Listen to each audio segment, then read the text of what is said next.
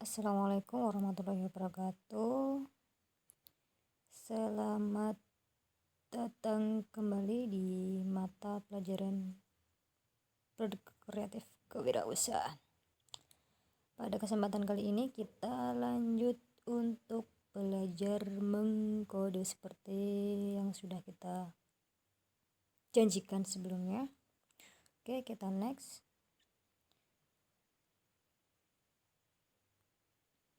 Nah, step yang pertama yang harus kalian siapkan, pertama adalah kalian membuat folder.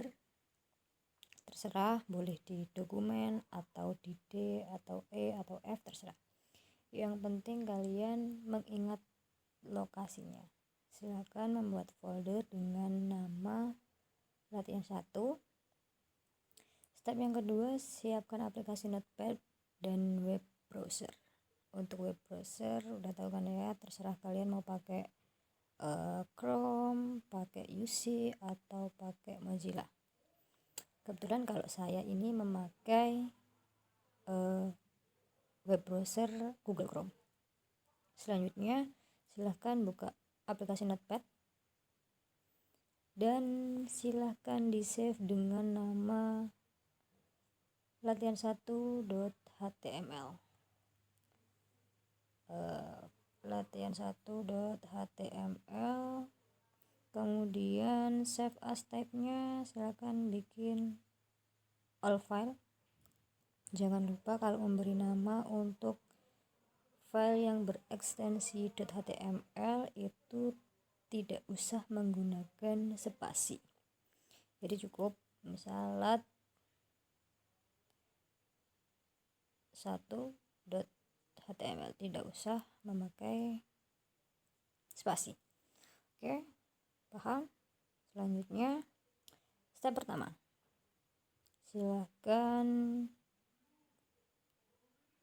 di notepad yang telah kalian buka tadi, kalian tuliskan atau ketikkan hello world. Tidak afdal kan ya kalau kita mempelajari bahasa pemrograman tidak dengan kata-kata pembuka yang pertama yaitu hello world.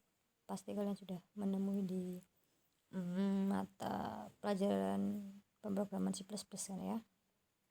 Oke, sudah. Selanjutnya silakan di save. Oke, kita lihat selanjutnya apa lagi. Nah, step yang kedua, silakan buka folder yang bernama latihan 1 tadi. Nah, di sana sudah ada file dengan nama halaman1.html. Nah, kebetulan ini tadi kan saya menggunakan web browser Chrome. Jadi bentuknya seperti ini. Nah, silakan diklik 2 kali atau untuk membuka file .html-nya. Setelah kalian buka, maka akan muncul seperti ini. Nah, ini merupakan tampilan halaman web pertama yang telah kalian buat. Tetapi pada dasarnya halaman ini masih belum menggunakan struktur dari HTML. Kenapa? Karena kita lihat dulu. Nah, ini masih menggunakan struktur plain text. Jadi walaupun dia menggunakan ekstensi .html, jika struktur kalimatnya ini tidak menggunakan struktur HTML, maka dia tidak dikategorikan sebagai file HTML, tapi dibaca atau dikategorikan sebagai plain text. Jadi hanya seperti ini. Nah, bagaimana caranya agar sebuah halaman web itu dikategorikan sebagai halaman HTML? Oke, kita next. Nah, langkah yang keempat, silahkan kalian mengetikkan ini di notepad kalian tadi atau di file halaman 1.html.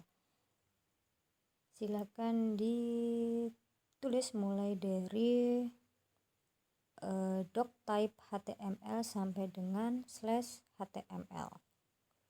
Harus sama persis, tidak boleh ada yang berbeda. Oke, selanjutnya bisa kalian pause, kemudian silahkan diketikkan selanjutnya.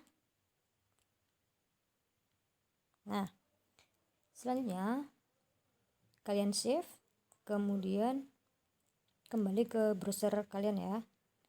Kembali ke browser, kemudian kalian refresh. Apa yang terjadi? Nah, maka bedanya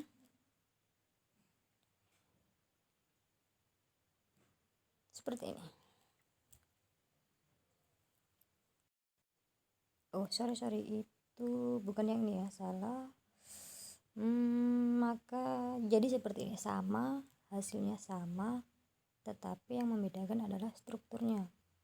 Strukturnya dia sudah menggunakan struktur yang dipunyai oleh HTML.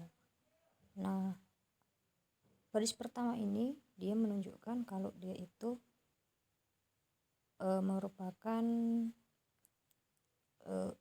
file HTML dengan versi yang terbaru atau versi 5. Jadi ada kurung siku, kemudian tanda seru, doctype HTML, kurung siku tutup.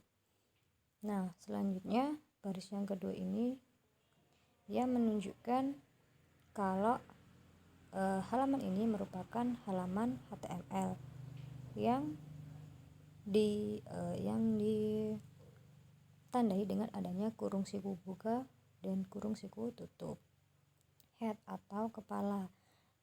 Nah, kurung siku buka atau kurung siku tutup itu tidak boleh ada yang terlewat. Jadi ini seperti apa ya, karakteristik jika menggunakan bahasa HTML. Nah, selanjutnya, oke, jadi langkah yang ke-6, silahkan kalian menambahkan di bawahnya hello world ini seperti ini. Selamat datang di mata pelajaran kewirausahaan spesial pemrograman web. Oke, silahkan kalian save dan direfresh kembali di browsernya. Maka apa yang akan terjadi? Maka dia akan menampilkan hello world, kemudian di sebelah kanannya ada selamat datang di mata pelajaran kewirausahaan bla bla bla bla. Oke. Nah, kenapa dia tidak di bawahnya si hello world ini tetapi di sebelah kanannya? Karena di struktur HTML ada yang namanya atribut atau apa ya, tag-tag yang harus kita perhatikan, yang menunjukkan yaitu ini mau diletakkan di baris pertama atau di baris kedua, atau dia diidentifikasi sebagai paragraf atau bukan. Nah, kalau seperti ini yang bisa membaca adalah hanya manusia, tapi kalau untuk browser tidak bisa. Jadi si browser ini bisa membaca kalau ada tag tambahan. Apa contohnya? Seperti ini. Nah, kita menambahkan tag P. Jadi ada kurung siku buka, kemudian P, kurung siku tutup, kemudian hello world titik-titik, kemudian ditutup dengan tag /P kurung siku. Baru di bawahnya ada selamat datang di mata pelajaran kewirausahaan. Jadi jika seperti ini, maka dia diidentifikasi sebagai paragraf yang berbeda. Jadi paragraf pertama ada hello world, paragraf kedua ada selamat datang di mata pelajaran kewirausahaan bla bla bla. Nah, oke, ada yang kelupaan ya. Jadi di HTML kita di setiap bagian ini ada title, ada head, ada body, ada HTML penutup. Jadi karakteristik HTML itu ada pembuka dan penutup. Bedanya apa? Kalau pembuka itu tidak ada slashnya, tapi kalau penutup dia pasti ada slashnya. Nah, setiap tag harus diawali dengan pembuka dan penutup. Contohnya, ini ada HTML pembuka, pasti ada HTML penutup. Kemudian ada head pembuka, berarti juga ada head penutup. Seperti ini. Kemudian ada body pembuka, pasti ada body penutup. Penutup selalu ditandai dengan slash. Oke, paham ya sampai di sini? Jadi ada beberapa aturan, misalkan kayak penulisan paragraf itu harus ditempatkan di mana.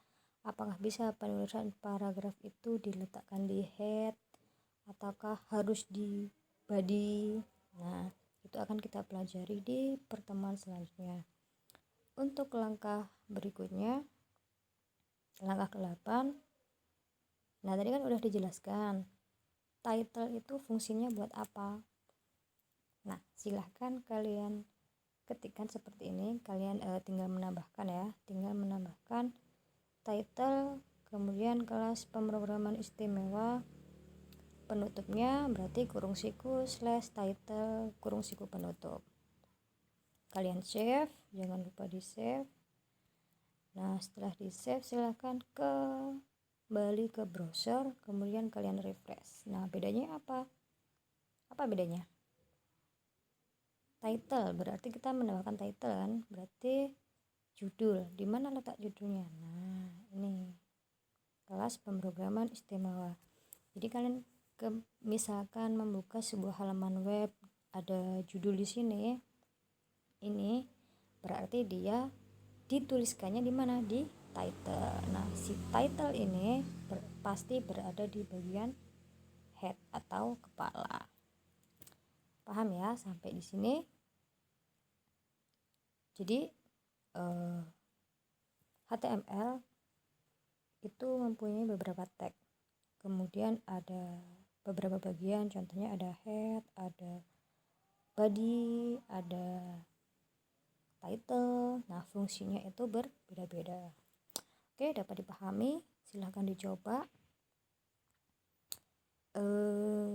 Selesai. Selamat.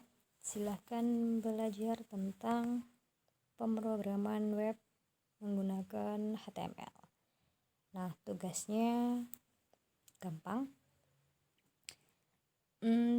Silahkan membuat sebuah halaman web dengan judul apa ya? Judulnya terserah.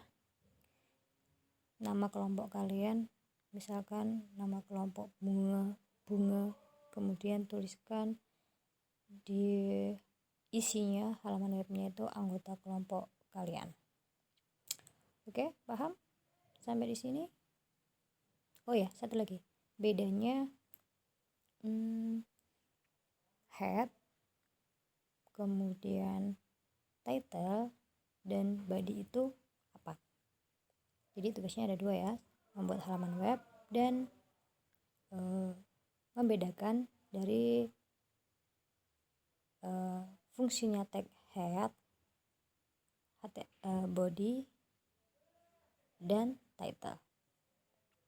Oke, sampai di sini pembelajaran kali ini saya akhiri. Wassalamualaikum warahmatullahi wabarakatuh.